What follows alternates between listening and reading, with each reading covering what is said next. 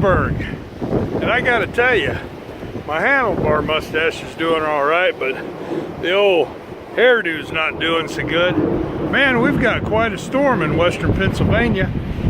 This morning, well, I slept with my window open last night, and it was probably in the 40s. It was wonderful. The temperature has been dropping all day, and I want you to look at these trees behind me, and you can probably hear the wind. It is just howling.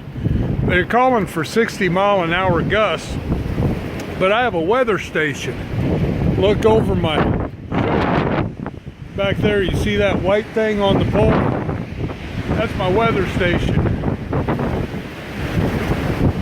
We came back from a meeting today at 1:30, and when I got home, let's see, what am I trying to say here? I had my weather station records, you know, the fastest wind. So when I left, it was 46 miles an hour. When I got home, the fastest wind recorded was 74 miles an hour. That is flipping fast, y'all. Well, two dogs is not very affected by it, and neither are my neighbor's Labradors. But I just wanted you to see all the weather and just batten down the hatches, by God. We don't want you to get blown away.